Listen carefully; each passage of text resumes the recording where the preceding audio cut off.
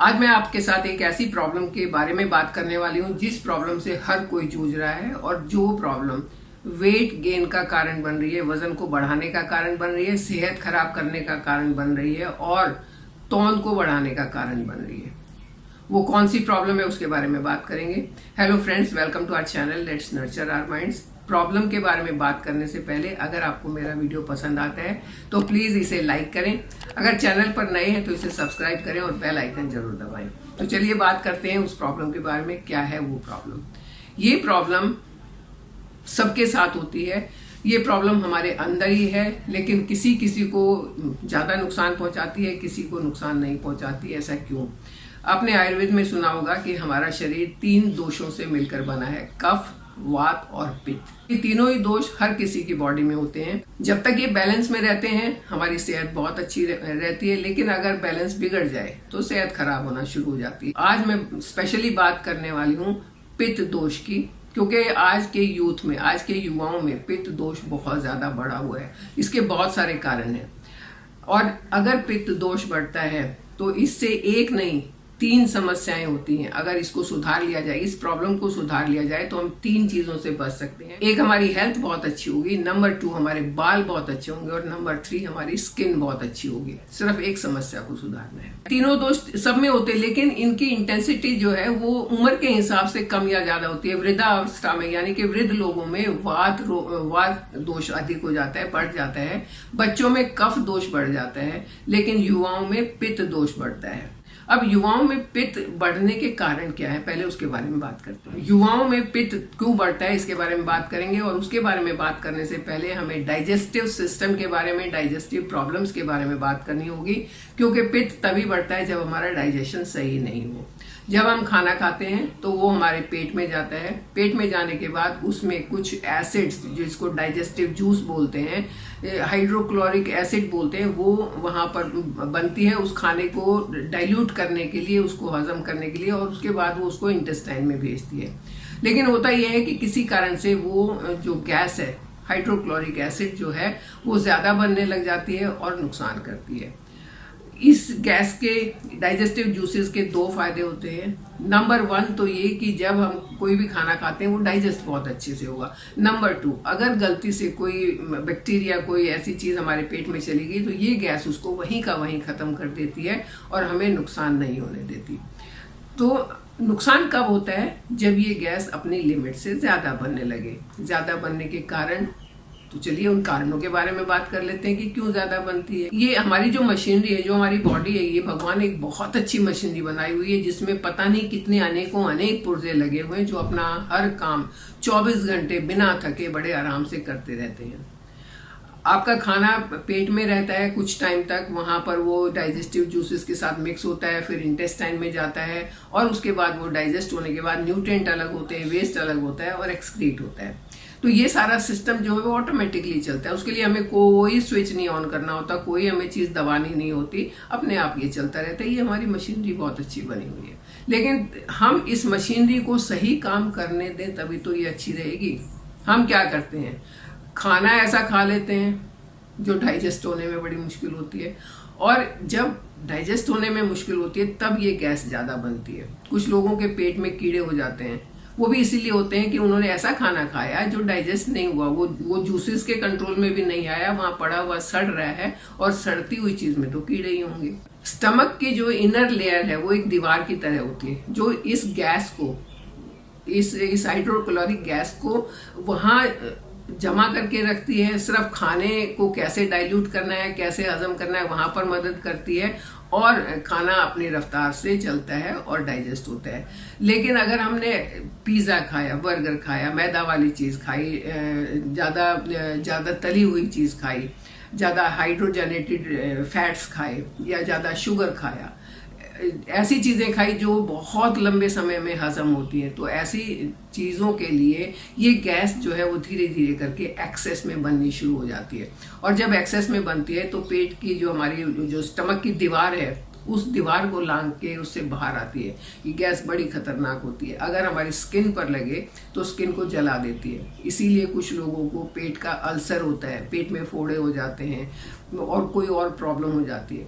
तो इस गैस को ज़्यादा ना बने, इसके लिए हमें सात्विक भोजन करना चाहिए। हमें तामसिक भोजन नहीं करना चाहिए। जिन चीज़ों के मैंने नाम लिए वो सारी तामसिक चीज़ें हैं, वो सिर्फ टंग का टेस्ट बढ़ाती हैं, सिर्फ हमारी हेल्थ को नहीं ठीक करती हैं। तो हमें पित्त को शांत करने वाले भोजन करने चाहिए। पित्त को एग्रीवेट करने वाले भोजन नहीं करने चाहिए। पित्त क्या है?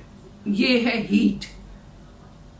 पित्त से हीट जनरेट होती है। जितनी ज्यादा हीट स्टमक के अंदर जनरेट होगी उतना हमें नुकसान करेगी, क्योंकि हर चीज का, हमारी जो मशीनरी बनी हुई है उसमें हर चीज का एक रेशियो प्रोपोर्शन ठीक से बना हुआ है, उसी हिसाब से वो काम करती है। लेकिन ये जब ज्यादा हो गया तो नुकसान ही करेगी। तो हमें इस चीज का ध्यान रखना चाहिए कि इस हीट को, इस पित्त को शांत करने वाले भोजन करने चाहिए। और कभी भी हो गया महीने 2 महीने में कोई ऐसी चीज खा ली, क्योंकि है टेस्ट तो हमें चाहिए, कभी समोसा खा लिया, कभी बर्गर खा लिया, कभी कभी खा लिया तो चलेगा, लेकिन डेली इसको रूटीन नहीं बनाना चाहिए। अब बात करते हैं कि अगर किसी को ऐसा कोई प्रॉब्लम है, पित्त दोष बढ़ा हुआ है, तब क्या करें, उसकी रेमेडी क्या है। रेमेडी से पहले आप ये जान लें कि आपको क्या क्या नहीं खाना है। आपको डब्बा बंद चीजें नहीं खानी है, कोक वगैरह नहीं पीनी है। आपने देखा होगा कि कोक को तो एक वो दांत के एनिमल के साथ भी उसका एक एक्सपेरिमेंट करके कई बार ऐड में दिखाते हैं, वो एनिमल को भी खराब कर देता है। एनिमल नहीं, एनेमल को भी खराब कर देता है। तो जो ये कोक वगैरह है, कितना भी उस पर डाइट लिखा हो, कितना भी आपके लिए अच्छा लिखा हो, हेल्दी लिखा हो, वो अच्छा नहीं है। और आज के यूथ की मेन प्रॉब्लम ये है कि वो कैंटीन में बैठ के समोसा और कोक और कोल्ड ड्रिंक इनको पी के बड़ा एंजॉय करते हैं। ये नहीं पता चलता उनको कि कितना वो नुकसान कर रहे हैं, चाहे वो पढ़ने वाले बच्चे हैं, चाहे वो सर्विस वाले हैं। ये चीजें उनके लिए आम हो गई हैं और एक आम एंजॉयमेंट का साधन हो गई। तो इनसे बचना चाहिए, कोशिश करनी चाहिए इन्हें ना पिए।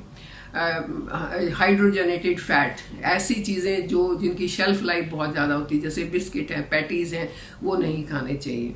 आजकल तो ऐसे फूड आइटम, ऐसी सब्जियां और राजमा चावल भी ऐसे आने लगे कि आप लेके आओ पैकेट, उसको गर्म पानी में रखो और उसके बाद खा लो उसको। बहुत नुकसान करती हैं ये चीजें, क्योंकि इनके अंदर प्रिजर्वेटिव्स होते हैं, इनके अंदर इनको ऐसा ये फ्रेश दिखे, ऐसा रखने के लिए कुछ कुछ केमिकल मिले होते हैं जो आपके लिए हानिकारक हैं। तो चलिए बात करते हैं कि क्या करें। खा तो लिया हमने, पीछे गलती कर ली, अब उसको सुधारें कैसे। उसको सुधारने के लिए सबसे बेस्ट तरीका है कि आप को अगर ये सब प्रॉब्लम्स हैं, पित्त आपका बढ़ा हुआ है, तो रात को सोने से 10 मिनट पहले आप 1 छोटा चम्मच, टीस्पून कैस्टर ऑयल पिए, गुनगुने पानी के साथ या गुनगुने दूध के साथ, ठंडे के साथ नहीं। आपने ऑयल पी लिया, ऊपर से आपने गुनगुना पानी या गुनगुना दूध पी लिया। सुबह आपका पेट बिल्कुल क्लियर होगा और ये सारी समस्याओं से आपको छुटकारा मिल जाएगा। एक दिन में नहीं मिलेगा कि आपने एक दिन किया और बहुत हो गया। आपको ये करना पड़ेगा 4-5 दिन, और उसके बाद एक आदत बनानी पड़ेगी कि हर 10 दिन 15 दिन के बाद आप ये रेमेडी अपना लें दोबारा से। दूसरा है आंवले का जूस, बहुत अच्छा होता है आंवले का जूस। इसमें विटामिन सी काफी मात्रा में होगा, जो कि आप एंटीऑक्सीडेंट होता है, जो बॉडी से फ्री रेडिकल्स को निकालने में बहुत मदद करेगा। अगर फ्रेश आंवला मिलता है तब तो कहने ही कि आप फ्रेश आंवले का जूस बनाएं और वो पिएं। जब जिस सीजन में फ्रेश नहीं है तो आप ये मार्केट वाला रेडीमेड भी ले सकते हैं, वो जूस भी आप पी सकते हैं। आंवले का जूस आपके लिए बहुत फायदेमंद है। और सबसे important, keep your self hydrated. जितना आप पानी पिएंगे उतना आपका डाइजेशन अच्छा होगा। 7 से 8 गिलास पानी पीना बहुत जरूरी है। सुबह उठ के गुनगुना पानी पिए, ल्यूकवार्म वाटर पिए और दिन में नॉर्मल पानी पिए। फ्रिज का पानी मैं रिकमेंड नहीं करती हूँ। आयुर्वेद भी नहीं कहता है कि फ्रिज का बहुत ठंडा पानी आपको पीना चाहिए। तो आप नॉर्मल पानी पिए, अपने आप को हाइड्रेट रखें और ये परेशानी बिल्कुल होगी ही नहीं। आपका पित्त बैलेंस में रहेगा, पित्त शांत रहेगा और आप बिल्कुल हेल्दी रहेंगे। कोई आपको मोटापे का प्रॉब्लम नहीं होगा, कोई बाल झड़ने का प्रॉब्लम नहीं होगा। अगर आपने इसको शांत नहीं किया तो सबसे पहला असर आपको दिखेगा बालों पर। आपके बाल रूखे सूखे हो जाएंगे, बेजान हो जाएंगे, टूटने शुरू हो जाएंगे और 2 मुंहे हो जाएंगे। बालों पर सबसे पहले असर दिखता है। अगर आपका पित्त शांत नहीं हुआ तो आपका स्किन पर असर दिखेगा। इसीलिए टीनेज में ये जो भी एक्ने पिंपल्स का प्रॉब्लम है ये ज्यादा होता है, क्योंकि पित्त शांत नहीं होता है। तो अगर आपको इन 3 चीजों से बचना है, कौन कौन सी? खराब हेल्थ, बालों का खराब होना या स्किन का खराब होना, तो आपको अपना पित्त शांत रखना होगा। पित्त को शांत रखेंगे, ये सारी चीजें अपने आप ठीक रहेंगी, आप हेल्दी रहेंगे। तो मेरे जो तरीके होते हैं ना वो बहुत ही सिंपल होते हैं, बहुत आसान होते हैं, आप उनको आराम से अपना सकते हैं। कोई उसमें ज़्यादा तामझाम नहीं करना होता। आप इन सिंपल तरीकों को अपना के अपने आप को फिट रखिए, खुश रखिए, मेरे साथ बने रहिए। चैनल को सब्सक्राइब कीजिए। Thank you.